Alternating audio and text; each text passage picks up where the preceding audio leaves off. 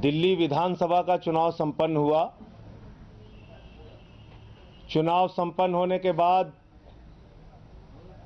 Exit poll के नतीजे भी आए सभी चैनलों पे।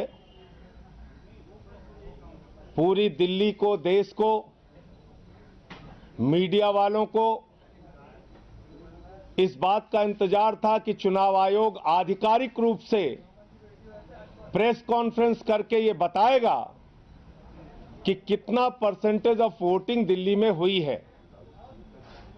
मेरे ख्याल से हिंदुस्तान के इतिहास में पहली बार ऐसा हो रहा है। लोकसभा के भी चुनाव होते हैं, उस समय भी सेम डे फिगर बता दिया जाता है कि इतना मत प्रतिशत पड़ा। मुझे याद है उस जमाने में जब बैलेट से चुनाव होते थे, बैलेट पेपर पे चुनाव होते थे, चुनाव संपन्न होने के बाद अखबारों में खबरें आ जाती थी, टीवी पे खबरें आ जाती थी कितना मत प्रतिशत चुनाव में मतदान हुआ। कल से सारी मीडिया इस बात का इंतजार कर रही है, पूरी दिल्ली इस बात का इंतजार कर रही है, हम लोग इस बात का इंतजार कर रहे हैं कि भाई कितना मतदान हुआ ये तो बताओ। लेकिन 70 साल के इतिहास में शायद पहली बार ऐसा हुआ होगा कि चुनाव आयोग मत का प्रतिशत बताने के लिए तैयार नहीं, कितना मतदान हुआ। इसका मतलब कहीं कुछ पक रहा है, कहीं कुछ दाल में काला है, कोई खेल चल रहा है अंदर अंदर। क्योंकि मत का प्रतिशत तो बहुत सामान्य सी बात है। वोटिंग करा के कर्मचारी गया, उसने ऊपर सूचना दी, काउंटिंग करने में ज्यादा समय लगता नहीं। 70 विधानसभाएं हैं, पूरे देश के लोकसभा का चुनाव होता है, उस समय भी मत प्रतिशत आ जाता है। अलग अलग बड़े बड़े राज्यों के विधानसभा के चुनाव होते हैं, उस समय भी मत प्रतिशत आ जाता है। दिल्ली में तो मात्र 70 विधानसभा है, 70। अलग अलग बूथ की आपके कर्मचारी जानकारी दें, उसको जोड़ के आपको बताने में कितने मिनट लगता है। मान लिया 1-2 घंटे लग जाए, लेकिन 24 घंटे होने वाले हैं, अभी तक एक भी आधिकारिक रूप से बयान चुनाव आयोग का नहीं आया। बाकी लोगों के बयान आ रहे हैं, तो चुनाव आयोग को स्पष्ट करना चाहिए क्या खेल इसके पीछे पक रहा है और क्यों मत का प्रतिशत बताने में इतना विलंब उन्होंने किया। आप लोगों का कोई सवाल? एक सवाल है, एग्जिट पोल में ऑलमोस्ट दिखाया जा रहा है कि आम आदमी पार्टी की सरकार आ रही है। अब कांग्रेस के कुछ नेता कह रहे हैं कि केजरीवाल जी को कांग्रेस ने वॉक ओवर दिया। अब क्यों कह रहे हैं ऐसी बात वो? अब ये तो कांग्रेस वालों से पूछिए। हमने तो पूरा चुनाव अपने काम पे लड़ा है, पूरी मेहनत की है चुनाव में, एक एक कार्यकर्ता हमारी मेहनत। आपने एक वीडियो ट्वीट की है ईवीएम को लेके, ईवीएम की मशीन बाबरपुर की एक वीडियो ट्वीट की है। 2 वीडियो मैंने ट्वीट किया, वो दोनों बता देता हूं। एक वीडियो में कुछ कर्मचारी बस से उतर रहे हैं, वो कर्मचारी हैं कि कौन है मुझे नहीं पता, लेकिन वो वीडियो ये दिखाती है कि ईवीएम की मशीनें सड़क पर किसी जगह उतारी जा रही है। आप सब लोग मुझे बताइए, जब ईवीएम रखने के लिए स्ट्रांग रूम बने हैं 21 जगहों पे, जब ईवीएम रखने के लिए स्ट्रांग रूम के अंदर जाके व्यवस्था है कि वहां पर ईवीएम उतारी जाएगी, आप बताइए सड़क पे कैसे ईवीएम उतारी जा रही है?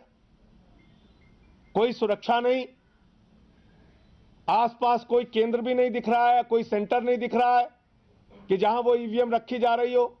आपने वो वीडियो देखा होगा। तो मैंने चुनाव आयोग से सवाल पूछा कि भाई ये वीडियो कहां की है, कौन से लोग हैं जो ईवीएम उतार रहे हैं? इसके आसपास तो कोई सेंटर नहीं दिख रहा है। वो वीडियो मैंने ट्वीट किया था। दूसरा बाबरपुर का मामला था, वो कर्मचारी कह रहा है ये रिजर्व ईवीएम है। अरे भाई रिजर्व ईवीएम है तो तुम लेके इसको कैसे घूमोगे, अपने पास कैसे रख सकते हो? उस रिजर्व ईवीएम को तो कहीं ना कहीं जमा करना पड़ेगा। तो ये 2 सवाल मैंने अपने ट्वीट के जरिए पूछा था और उसकी सूचना दी थी। संजय सिंह जी, लास्ट 2 घंटे में सब लोग कह रहे हैं कि बहुत ज्यादा पोल हुआ है, मतलब 3 बजे की बात मैं बता रहा हूँ, 4 से 6 के बीच। वो सब आम आदमी पार्टी के पक्ष में पोल हुआ है। सुबह से लेकर शाम तक आम आदमी पार्टी के पक्ष में वोटिंग हुई है। कहीं कोई कंफ्यूजन और अफवाह फैलाने की चक्कर में किसी को नहीं पड़ना चाहिए। और याद होना चाहिए आपको, पिछली बार भी किरण बेदी जी का बयान उठाकर देख लीजिए। जैसे ही आप लोगों ने एग्जिट पोल के नतीजे में 2015 के अंदर आम आदमी पार्टी को जिताया था, ठीक यही बहाना उस समय भी किरण बेदी ने किया था, भारतीय जनता पार्टी ने किया था कि 3 से 6 तक हमको ज्यादा वोट पड़ गए। अरे सुबह से लेकर 4 बजे तक आपके वोटर सोते रहे, सिर्फ 2 घंटे में आपको वोट डाले। अंतिम के मैं एक एक विधानसभा की मॉनिटरिंग कर रहा था, एक एक विधानसभा की, और अंतिम के 2 घंटे में हमारे मतदाता ज्यादा संख्या में निकले हैं, ज्यादा वोट आम आदमी पार्टी की निकली है। यह कहना बिल्कुल भ्रामक एक प्रचार है, दुष्प्रचार है। और बार बार भाजपा ही कह रहे हैं ईवीएम का रोना मत रोइए, ईवीएम का रोना। अरे कुछ दाल में काला किया हो तो बता दो, कुछ गड़बड़ कर रखा है तो बता दो साफ साफ। हमने तो कुछ नहीं कहा ईवीएम के बारे में। मनोज तिवारी खुद ही कह रहे हैं ईवीएम का रोना मत रोइए। मुझे पता चला अभी अमित शाह जी ने भी कोई बयान दिया है। तो ईवीएम का रोना मत रोइए तुम क्यों कह रहे हो भाई? कुछ घपला घोटाला दाल में काला कर रखा है तो पहले से ही बता दो, जान जाएंगे हम लोग। मेरे शब्दों को ध्यान दीजिए, आप अपने तरफ से मत प्लीज जोड़िए कोई चीज, नहीं तो इसमें बात का बतंगड़ हो जाएगा। मैं ये कह रहा हूं कि क्या चौराहे पर, सड़क पर, किसी जगह पे, असुरक्षित जगह पे ईवीएम उतारी जा सकती है क्या? मेरा सवाल सिर्फ ईवीएम की सुरक्षा को लेके है। अगर ईवीएम एक असुरक्षित जगह पे उतर रही है, जहां कोई केंद्र नहीं है, जहां कोई सुरक्षा नहीं है, तो कैसे उतर रही है? मेरा पहला सवाल यह है जो वीडियो मैंने डाली है। दूसरा, अगर रिजर्व ईवीएम कर्मचारी कह रहा है, जो दूसरा वीडियो डाला है बाबरपुर का, जो सरस्वती विद्या निकेतन का वीडियो है उस स्कूल का, अगर वो कर्मचारी कह रहा है कि भाई ये रिजर्व ईवीएम है, तो रिजर्व ईवीएम उसके पास कैसे रह सकती है? रिजर्व ईवीएम तो कहीं ना कहीं जमा होगी ना, वो कर्मचारी अपने पास कैसे रख के घूम सकता है? तो ये 2 चीजें हमने ये सवाल उठाया। और तीसरा, आप लोग बताइए, इतने सालों से आप लोग भी पत्रकारिता कर रहे हैं, कभी आपने सुना लोकसभा का चुनाव, इतना बड़ा चुनाव होता है पूरे देश का, चुनाव संपन्न होता है, मत का प्रतिशत 1 घंटे में आ जाता है। बड़े बड़े राज्यों के चुनाव, विधानसभा के चुनाव होते हैं, महाराष्ट्र के, उत्तर प्रदेश के, मध्य प्रदेश के, बड़े बड़े राज्यों के चुनाव होते हैं। कर्नाटका के चुनाव संपन्न हुआ, 1 घंटे में मत का प्रतिशत आ जाता है। दिल्ली जो 70 विधानसभाओं वाली विधानसभा है, मेरे ख्याल से हिंदुस्तान की आजादी के बाद कभी ऐसा नहीं हुआ होगा कि आप मत का प्रतिशत ना बता पाए कितना वोट पड़ा है।